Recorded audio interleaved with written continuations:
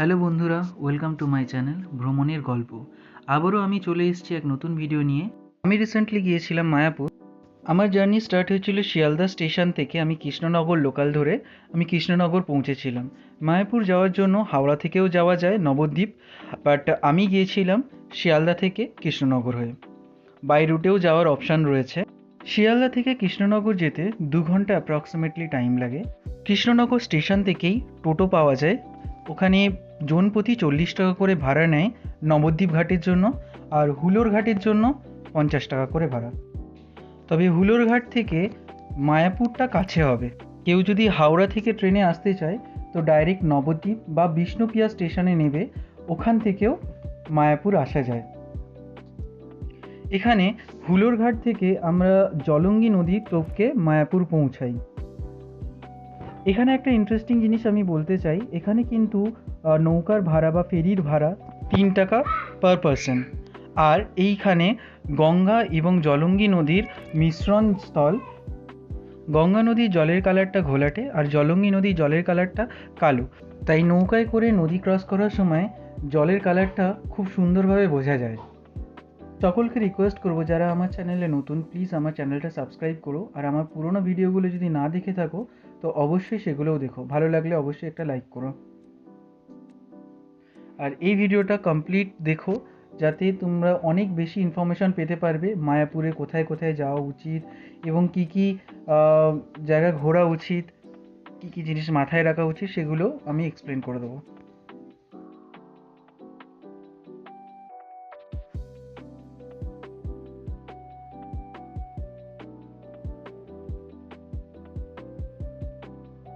মায়াপুর ফেরিঘাটে পৌঁছানোর পরেই এখানে প্রচুর মানুষ থাকে যারা তিলক পরানোর জন্য চলে আসে। ওরা আগেই তিলক পরিয়ে দিয়ে তারপরে পয়সা চায়, তো সেই জিনিসটা মাথায় রাখবে। মায়াপুর ফেরিঘাট থেকেই টোটো পাওয়া যায় মন্দিরের জন্য, ইস্কন মন্দিরের জন্য, যেটা ভাড়া নেয় জনপ্রতি 10 টাকা করে। ওরা কিন্তু অনেক বেশি ভাড়া বলে, টোটোতে ওটা একটু বার্গেনিং করে নিতে হয়। 20 টাকা 15 টাকা এরকম বলে, তো ওটা বার্গেনিং করে 10 টাকা করে অ্যাকচুয়াল ভাড়া সেটা দিয়ে যাওয়া উচিত। আর এই রাস্তাতেই অনেক মঠ পড়বে, শ্রী চৈতন্য মঠ, কৃষ্ণ মঠ। তো যারা সাইট সিনের জন্য পছন্দ করে তো এই মঠেও যেতে পারে, খুবই সুন্দর। ইস্কন মন্দিরে 2খানা গেট আছে।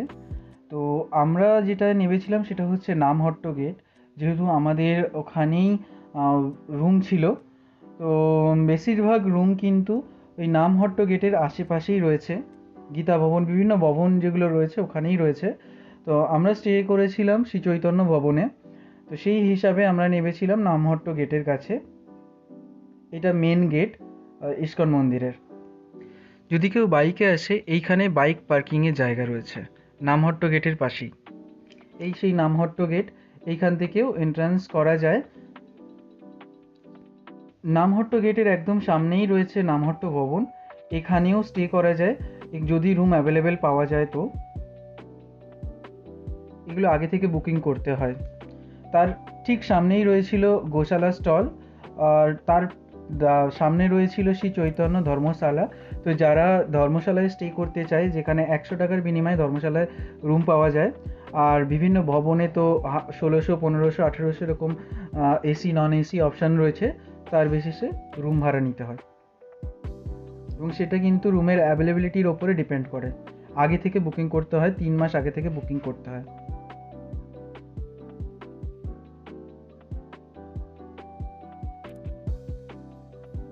নামহট্ট ভবন থেকে ক্রস করে আসার পর এখানে গদা ভবন আছে। গদা ভবনেও স্টে করা যেতে পারে। এখানেও যদি রুম অ্যাভেলেবেল থাকে তোমরা এখানেও স্টে করতে পারো। গদা ভবনের একটা জিনিস খুব ইম্পর্টেন্ট আমি বলবো, যে যদি গদা ভবনে স্টে করা হয় বা ইস্কনে আসা হয়, এখানের চাউমিনটা খুবই টেস্টি। তো অবশ্যই একবার এখানকার চাউমিনটা ট্রাই করো।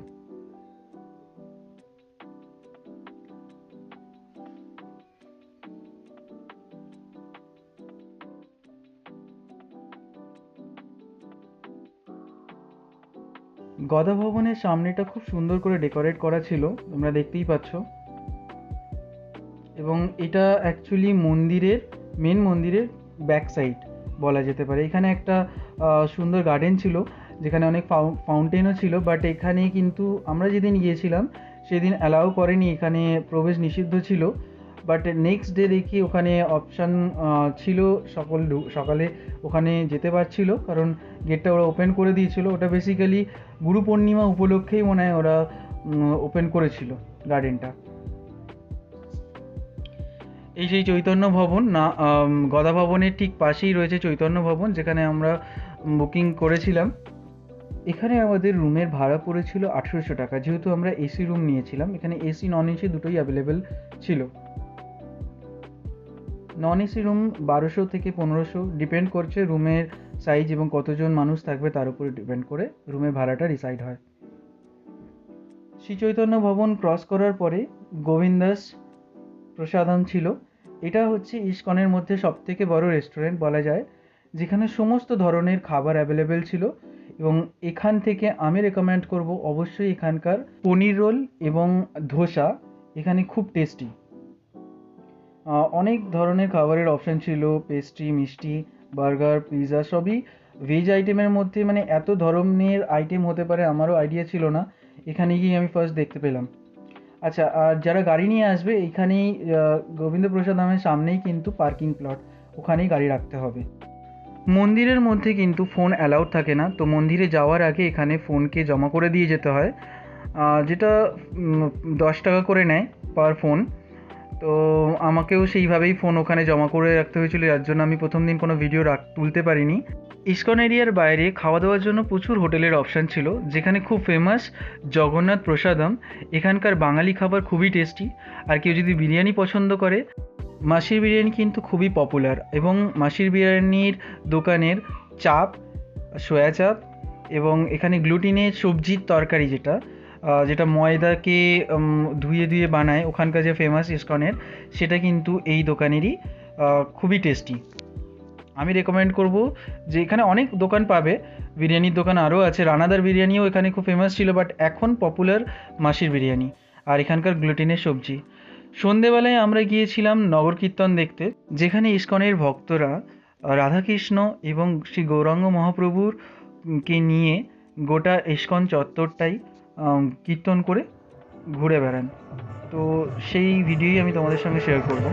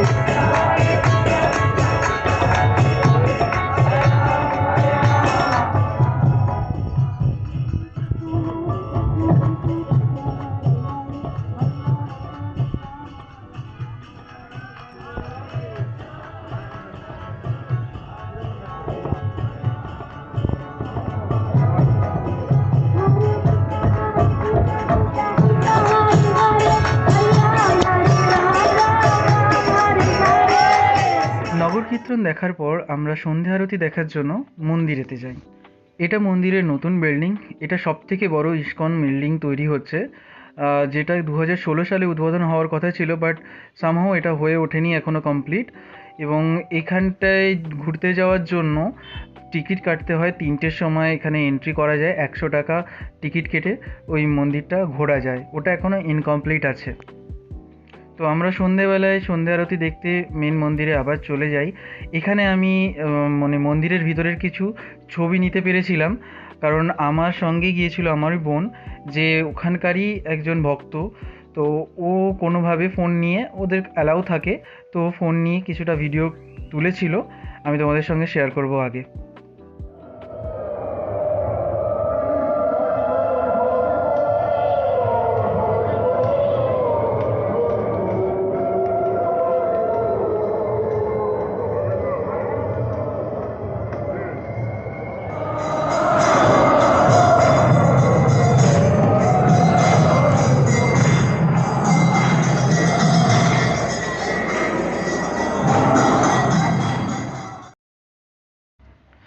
ইস্কনের সমস্ত ঠাকুরের ড্রেস কিন্তু দিনে 3বার করে চেঞ্জ করানো হয়।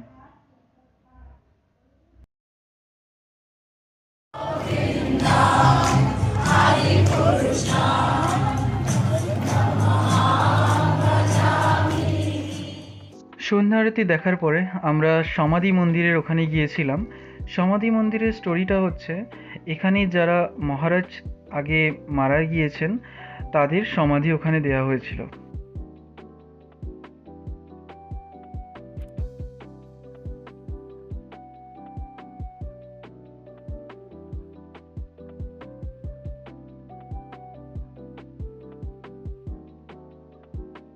নেক্সট ডে আমরা গিয়েছিলাম জগন্নাথ মন্দিরে। এখানে বলা হয় পুরীর জগন্নাথ ঠাকুরের মন্দিরে গিয়ে পুণ্য অর্জন করলে যতটা পুণ্য পাওয়া যায় ঠিক ততটাই পুণ্য পাওয়া যায় এখানকার জগন্নাথ মন্দিরে গিয়ে জগন্নাথ ঠাকুরের দর্শন করলে। তো আমরা সেই মতো ওই মন্দিরে গিয়েছিলাম। ওখানে সারি সারি দিয়ে কিছু ঘর বানানো রয়েছে এবং যেখানে টোটালটাই পোর্ট্রে করা হয়েছিল কিভাবে পুরীর মন্দির তৈরি হয়েছিল, জগন্নাথ ঠাকুরের কি করে ওখানে পুজো শুরু হয়েছিল, টোটালটাই এক্সপ্লেন করে দেওয়া আছে।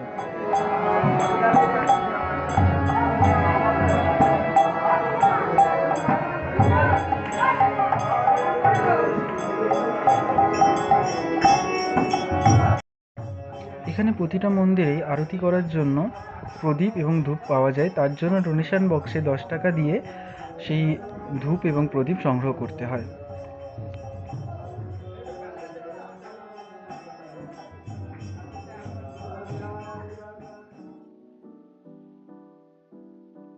জগন্নাথ মন্দিরের ঠিক পাশেই এখানে একটা শিব টেম্পলও ছিল। তো ভগবান শিবের মন্দিরের ঠিক সামনেই একটা বিরাট বটগাছ ছিল, যেটার বয়স বলা হয় শ্রী চৈতন্যদেবের জন্মের আগেই এই বটগাছটা ছিল। এবং এই বটগাছের একটি শিকড় পুরো গণেশ ঠাকুরের মাথার সুরের মতো দেখতে একটা অংশ ছিল, যেখানে সবাই পুজো দিচ্ছিল। এই সেই জায়গাটা।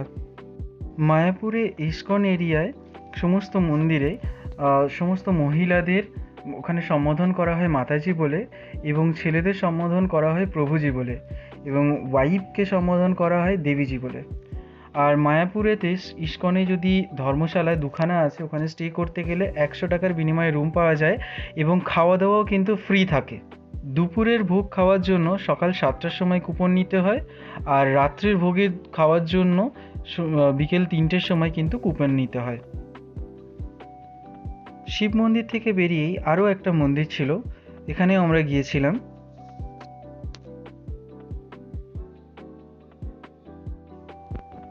জগন্নাথ মন্দির দর্শন করার পর আমরা চলে যাই ভক্ত চাঁদ কাজীর সমাধিস্থলে। এখানের স্টোরিটা হলো, ভক্ত চাঁদ কাজী ছিলেন একজন মুসলিম যিনি হরিনাম সহ্য করতে পারতেন না। কেউ যদি হরিনাম করতো তা তাদের শাস্তি দিতেন। তো পরবর্তীকালে তিনিও শ্রী চৈতন্য মহাপ্রভুর একনিষ্ঠ ভক্ত হয়ে ওঠেন। তো যখন চাঁদ কাজী মারা যান, তো তার সমাধির ওপরে শ্রী চৈতন্যদেব এই গাছটি বসিয়ে, চারা গাছ বসিয়ে বলেছিলেন যে এই গাছ থেকে একটা হলেও ফুল প্রতিদিন তার সমাধির ওপরে পড়বে। তো তারপর থেকে সেই গাছ আজও অবধি রয়েছে, জীবিত রয়েছে এবং প্রচুর পরিমাণের ফুল হয়। এই গাছটার বয়স মানে শ্রী চৈতন্যদেবের সময়কালের। ওখান থেকে আমরা ঘুরে তারপরে আমরা চলে যাই শ্রী চৈতন্য মহাপ্রভুর জন্মস্থল। এই সেই মন্দির। এখানে তো নতুন করে মন্দির বানানো হয়েছে, বাট যখন শ্রী চৈতন্য মহাপ্রভুর জন্ম হয়েছিল নিমাইয়ে, তো তার যখন জন্ম হয়েছিল সেটা একটা নিম গাছের তলায় তার জন্ম হয়েছিল, এবং সেটা একটা মাটির বাড়ি ছিল। যদিও সেগুলো এখন পরিবর্তন হয়ে গেছে, বাট গাছটা এখনও রয়ে গেছে। আমি আগে ভিডিওতে দেখাবো। এখানে নিয়ম হচ্ছে, এই মন্দিরে ঠাকুরকে শুধুমাত্র আরতি করার সময়ই এই মন্দিরের গেট খোলা হয়, সেটা শুধুমাত্র 15 মিনিটের জন্যই, 11:45 থেকে 12টা অবধি। এই সেই জায়গা, সেই নিম গাছ যার নিচে জন্ম হয়েছিল শ্রী চৈতন্য মহাপ্রভুর। 12টার সময় পুজো কমপ্লিট হলেই এখানে ভোগ খাওয়ানো হয়। ভোগ খেতে গেলে 80 টাকা করে কুপন কাটতে হয়।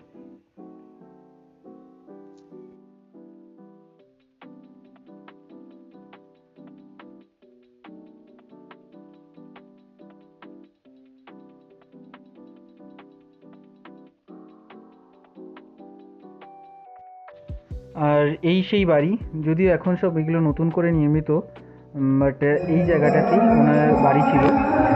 নিমাই এবং তার মা বাবা জগন্নাথ মিশ্র এবং শচী দেবী যেখানে থাকতেন।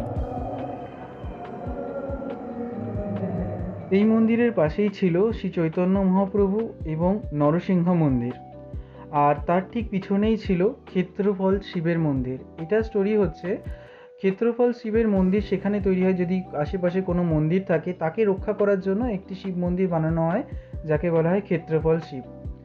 আমরা ওখানেই ভোগ খেয়েছিলাম, যার জন্য আমাদের 80 টাকা করে কুপন কাটতে হয়েছিল। এইখানের ভোগে কিন্তু ভাত পরিবেশন করা হয়, বাট ইস্কনের ভোগে কিন্তু খিচুড়ি থাকে। 3 রকম সবজি দিয়ে এখানে ভাত তরকারি দেওয়া হয়, আর 80 টাকা করে জন প্রতি এখানে কিন্তু কুপন কাটতে হয়। মন্দিরের পিছনে একটা গার্ডেন করা ছিল এবং পুকুর ছিল যেখানে প্রচুর পরিমাণে মাছ ছিল, এবং ওদের এখানে কিন্তু খাবার দেওয়া হয়। আমি ভিডিওতে দেখাবো কি পরিমাণে মাছ ছিল এখানে।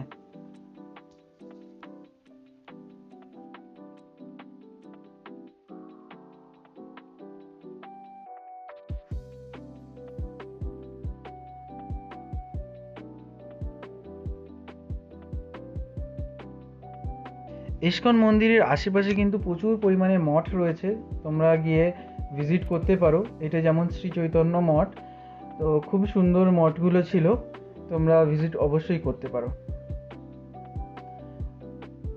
তো যেটা আমি বলেছিলাম, এটা যেহেতু গুরু পূর্ণিমা ছিল সেই উপলক্ষে গার্ডেনটা ওই দিন খুলে রেখেছিল, তো সবাই প্রবেশ করতে পেরেছিল। আর এই গার্ডেনের একটা আমি বলবো কি, যে এখানে যে ঘাসটা না পুরোটাই যে দুর্ব ঘাস দিয়ে তৈরি, তো খুবই সফট এবং মোলায়েম লাগছিল। দেন আমরা ওখান থেকে চলে যাই গোশালাতে। গোশালার রাস্তাটা কত সুন্দর, ওখান থেকে কিন্তু মন্দিরের ভেতর থেকেই মন্দির এরিয়ার ভেতর থেকে কিন্তু টোটো পাওয়া যায়, যেটা পার পার্সন 15 টাকা বা 10 টাকা সে ডিস্টেন্স অনুযায়ী ভাড়া নেয়। তো আমরাও সেইভাবেই মন্দিরের সামনে আমাদের চৈতন্য ভবনের ওখান থেকেই আমরা টোটো নিয়েছিলাম, আমাদের 15 টাকা করে ভাড়া পড়েছিল। আর ইস্কন মন্দির থেকে যদি টোটো ভাড়া করা হয় তাহলে 10 টাকা করে ভাড়া পড়বে গোশালার জন্য।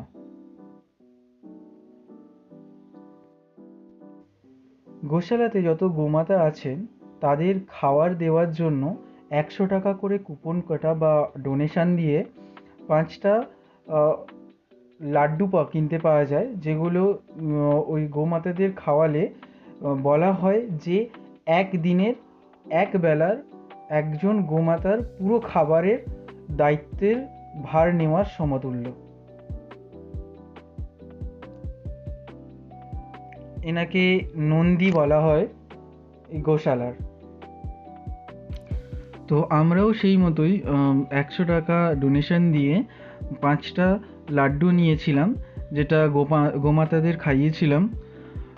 এরপরেই মানে আমাদের ট্রিপটা এন্ড হয়, ওখান থেকে আমরা দেন রিটার্ন করি। আসার দিন কিন্তু আমরা মায়াপুর থেকে লঞ্চে করে নবদ্বীপ আসি। নবদ্বীপ থেকে আমরা ট্রেন ধরে ব্যান্ডেল আসি, অ্যান্ড ব্যান্ডেল থেকে এগেন হাওড়া লোকাল ধরে হাওড়া পৌঁছাই। ডাইরেক্ট ট্রেনও অ্যাভেলেবেল থাকে যেটা কাটোয়া লোকাল, বাট কাটোয়া লোকালের ফ্রিকোয়েন্সি খুব কম থাকায় আমরা ডাইরেক্ট ব্যান্ডেল এসেছিলাম প্রথম, দেন ব্যান্ডেল থেকে হাওড়া যাই। আর এখানে টিকিট প্রাইস করে পার হেড 30 রুপিস করে। আবারও বলবো সকলকে অসংখ্য ধন্যবাদ। আর আমার চ্যানেলে যারা নতুন অবশ্যই আমার চ্যানেলটাকে সাবস্ক্রাইব করো। আর আমি আরও নতুন নতুন ভিডিও নিয়ে আসবো বিভিন্ন লোকেশানে ট্যুরের, তোমরা আমার সঙ্গে থেকো। আমার ভিডিও যদি ভালো লেগে থাকে অবশ্যই লাইক করো আর বেল আইকনটাকে ক্লিক করে থেকো, যাতে নেক্সট ভিডিও আসলে তোমরা সবার আগে নোটিফিকেশান পাও। আর দেখা হচ্ছে নেক্সট ভিডিওতে অন্য এক ভ্রমণের গল্প নিয়ে।